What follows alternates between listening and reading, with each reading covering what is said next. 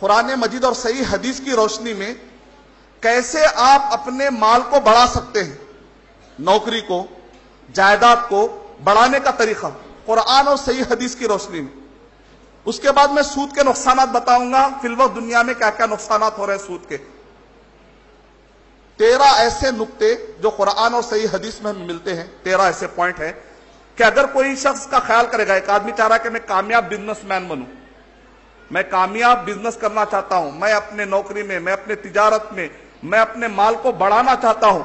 How to increase your wealth according to the Quran and Sunnah, Quran اور سنت کی روشنی میں کیسے آپ اپنے مال کو بڑھا سکتے ہیں۔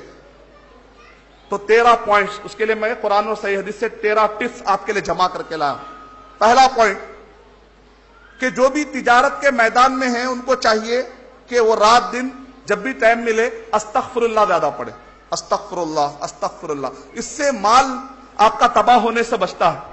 دلیل اللہ تعالیٰ نے قرآن مجید میں ارشاد فرمایا، سورہ نوح سورہ نمبر 71 آیت نمبر 13، 14، 15، فَقُلْتُ اسْتَغْفِرُوا رَبَّكُمْ إِنَّهُ كَانَ غَفَّارًا يُرْسِلِ السَّمَاءَ عَلَيْكُمْ مِدْرَارًا وَيُمْدِدْكُمْ بِأَمْوَالٍ وَبَنِينَ وَيَجْعَلْ لَكُمْ جَنَّاتٍ وَيَجْعَلْ لَكُمْ أَنْهَارًا مَا لَكُمْ لَا تَرْجُونَ لِلَّهِ وَقَارًا۔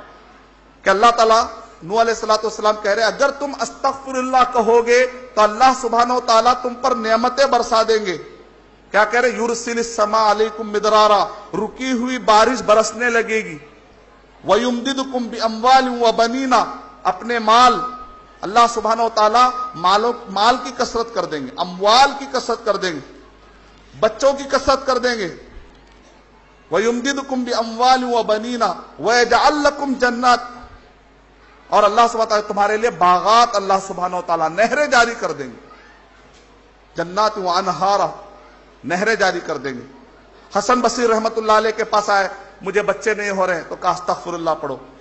ایک نے آ کر کہا مجھے پیسہ نہیں ہے، تنگی ہے، کہا استغفر اللہ پڑھو۔ جو بھی آتے تھے کہتے تھے استغفر اللہ پڑھو، تمہاری رکاوٹیں نحوستیں پوری پاک ہو جائیں گی لائف سے انشاءاللہ۔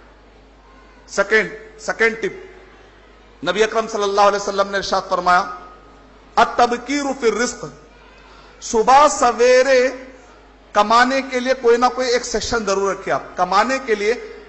فجر کے بعد جو قافلہ نکلتا ہے کمانے کے لیے، نبی صلی اللہ علیہ وسلم نے خاص طور سے ان کے لیے دعا فرمائی، جیسا کہ نبی اکرم صلی اللہ علیہ وسلم نے ارشاد فرمایا، اللہم بارک لامتی فی بکورہا، اے اللہ سبحانہ و تعالی میری امت کے تو ان لوگوں پہ برکت عطا کر جو فجر کے فوراً بعد قافلے لے کر تجارت کے روانہ ہو جاتے ہیں۔ ایک صاحب تھے، انہوں نے کہا مجھے بہت نقصان ہو رہا ہے۔ میں نے کہا کہ آپ کیا کر رہے ہیں؟ تو انہوں نے کہا میں اتنا اچھا بزنس ہے، نقصان کیسے ہو رہا ہے آپ کا؟ تو میں نے کہا آپ کیا ٹائمنگ سے شروع کرتے ہیں؟ کہا ہم حیدرآبادی لوگ ہیں، 11 بجے دکان کھولتے ہیں۔ میں نے کہا فجر کے بعد؟ ارے فجر کے بعد کھولا تو کوئی آدمی آتا ہی نہیں پورے حیدرآباد میں، 10 بجے آنکھ کھولتے ہیں۔ تو میں نے کہا آپ کے جو اتنے بڑے کاروبار ہیں، اس کاروبار میں آپ ایک دودھ کا کاروبار شروع کریے، صبح فجر کے بعد تو کوئی نہ کوئی دودھ لینے تو آئے گا نا؟ ہاں آئے گا۔ چھوٹا سا انویسٹمنٹ دودھ پہ شروع کرو، فجر میں آ کر کوئی خریدے گا، نبی صلی اللہ علیہ وسلم کی دعا تمہیں لگ جائے گی تو انشاءاللہ باقی کے کاروبار میں بھی برکت آ جائے گی انشاءاللہ۔ انہوں نے ویسے ہی کیا۔ کچھ ہی دنوں کے بعد انہوں نے کہا الحمدللہ میں اس ایریے میں فی الوقت چھوٹی دکان تھی، اچانک بڑی دکان ہو گئی۔ نبی اکرم صلی اللہ علیہ وسلم کی حدیث شریف پر بھروسہ ہونا چاہیے۔ تیسرا ٹپ یہ تقوی۔ اللہ تعالیٰ نے قرآن مجید میں ارشاد فرمایا، سورہ طلاق سورہ نمبر 65 کے آیت نمبر 3 میں، وَمَن يَتَّقِ اللَّهَ يَجْعَلْ لَهُ مَخْرَجًا، جو کوئی اللہ سبحانہ و تعالیٰ کہ نافرمانیوں سے اپنے آپ کو بچائے گا، نافرمانیوں سے بچائے گا، تقوی کی زندگی اختیار کرے گا، عقیدے میں شرک سے بچائے، عبادتوں میں بدعت سے بچائے اپنے آپ کو، تجارت میں حرام کام سے اپنے آپ کو بچائے، زندگی کے معاملات میں شرک سے، بدعت سے، حرام کام سے اور فضول کام سے اگر آدمی اپنے آپ کو بچا لے گا تو اللہ کی نافرمانی سے بچ جائے گا انشاءاللہ۔ جو اگر یہ زندگی گزارے گا تو اللہ تعالیٰ کہہ رہے وَيَرْزُقُهُ مِنْ حَيْثُ لَا يَحْتَسِبُ، اللہ سبحانہ و تعالیٰ اس کو ایسی جگہ سے رزق دیں گے جہاں سے پھر وہ گمان بھی نہیں کر سکتا۔ کئی مائیں کہتے ہیں بچوں کو بھائی جاؤ جا کر ترقی کرو، ماؤں کو چاہیے کہ کہیں کہ تم تقوی کی زندگی اختیار کرو، انشاءاللہ تم کو کبھی نقصان نہیں ہوگا۔ چوتھی چیز، کبیرہ گناہوں سے اپنے آپ کو بچانا۔ کبیرہ گناہ ہو جائیں گے تو اللہ تعالیٰ ڈائریکٹ اکانومی پہ اثر ڈالتے۔ جہاں پر بھی کبیرہ گناہ، امام ذہبی رحمۃ اللہ علیہ نے 70 کبیرہ گناہ، بڑے گناہ، چغل خوری، غیبت، کبیرہ گناہ، شرک، بدعت، حرام کام، لوٹ گھسوٹ، چوری، یہ سارے کام، جھوٹ، دھوکہ دینا، کئی کام آ جاتے ہیں۔ اگر گناہ زیادہ ہو جائیں گے تو سیدھا ڈائریکٹ اکانومی پہ اثر پڑتا ہے۔ اگر اکانومی میں تکلیف آ رہی تو سمجھ جائے کہ کئی گناہ زیادہ ہو رہے، فوراً استغفار کر کے اللہ تعالیٰ کے پاس واپس ہونا پڑے گا، صاف کرنا پڑے گا اپنے گناہوں کو۔ دلیل، اللہ تعالیٰ نے ارشاد فرمایا سورہ روم سورہ نمبر 30 کی آیت نمبر 39-40، اس کے بعد اللہ تعالیٰ کہہ رہے ہیں ظہر الفساد فی البر والبحر، زمین میں اور سمندر میں فساد برپا ہو گیا، نقصانات ہو گئے، بما کسبت ایدی الناس، لوگوں کے کرتوتوں کی وجہ سے۔ یعنی لوگ اگر زیادہ گناہ کریں گے تو اس کی وجہ سے کیا ہو جائے گا، زمین اور سمندر میں نقصانات زیادہ ہو جائیں گے۔ تو گناہوں کی وجہ سے نقصانات زیادہ ہوتے۔ اگر کوئی آدمی اپنے آپ کو گناہ سے بچا لے گا تو انشاءاللہ اس کے روزی میں کشادہ آ جائے گا۔ اپنے آپ کو گناہوں سے بچانا پڑے۔ پانچواں ٹپ یہ ہے توکل، اللہ پر بھروسہ کرنا پڑے گا۔ پروفٹ دینے والا کون ہے؟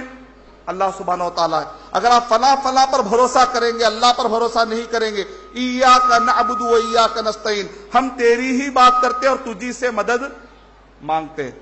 لیکن لوگ آیت کو ٹیڑھا پڑھتے ہیں، یہاں کا نعبدو وہاں کا نستعین، مسجد میں نعبدو بولتے، باہر جا کے خبروں پہ نستعین کرتے، غلط۔ اللہ ہی پر بھروسہ کرنا چاہیے۔ وَمَن يَتَوَكَّلْ عَلَى اللَّهِ فَهُوَ حَسْبُهُ، جو اللہ پر بھروسہ کرے گا اللہ اس کے لیے کافی ہو جائے گا، پروفٹ دے دے گا انشاءاللہ اللہ تعالیٰ۔ صحابہ اکرام مدینہ طیبہ کے اندر حالت ایسی تھی کہ پیٹ میں دانا نہیں ملتا تھا، یعنی کھجوریں نہیں ملتی تھی۔ لیکن ایک وقت ایسا ہے عمر بن عبدالعزیز رحمۃ اللہ علیہ کے زمانے میں کہ مدینے کے اندر زکوٰۃ لے کر گھومتے تھے تو مدینے میں زکوٰۃ لینے والا نہیں ملتا تھا۔ اتنی ترقی کیسے مل گئی؟ یہ اصولوں کو فالو کیے وہ لوگ۔ 55 کنٹریز، عمر بن عبدالعزیز رحمۃ اللہ علیہ صرف 90 سال کے اندر عمر بن عبدالعزیز رحمۃ اللہ علیہ کے زمانے میں مسلمان 3 بر اعظموں کے خلیفہ تھے۔ 3 بر اعظم، 3 کانٹیننٹس، 3 بر اعظموں کے مالک تھے، خلیفہ تھے۔ آج تقریباً 55 کنٹریز میں وہ ایریا بٹتا ہے۔ 55 کنٹریز میں اللہ نے سربراہ بنا دیا، کیوں؟ اس لیے کہ وہ یہ اصول فالو کرتے تھے۔ اگر ہم بھی فالو کریں گے انشاءاللہ تو اللہ تعالی ہم کو بھی ضرور اونچے اونچے عہدے اور گدیاں اور پروفٹ ادا کرے گا انشاءاللہ۔ اللہ تعالیٰ نے قرآن، نبی اکرم صلی اللہ علیہ وسلم نے ارشاد فرمایا لو توکلتم علی اللہ حق توکلی، اگر تم توکل جیسا کرنا ہے، توکل کا مطلب کیا ہے؟ پہلے رسی اونٹنی کو پہلے باندھنا پڑے گا، اس کے بعد بھروسہ کرنا پڑے گا، پہلے اسٹریٹجی اچھی ہونی پڑے گی، پلاننگ اچھی ہونی پڑے گی، اس کا مطلب ہے توکل۔ اگر تم صحیح معنوں میں اللہ تعالیٰ پر توکل کرو گے تو اللہ تعالیٰ تم کو ویسے رزق دے گا، لا رزقکم کما ترزق الطیور، جیسا کہ اللہ سبحانہ و تعالیٰ پرندوں کو رزق دیتا ہے۔ پرندے گھونسلے میں نہیں بیٹھتے، پرندے گھونسلا چھوڑ کے محنت کرنے کے لیے باہر نکلتے ہیں۔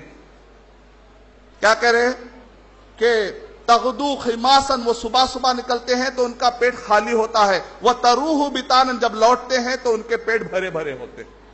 اللہ دے رہا ہے کہ نہیں دے رہا؟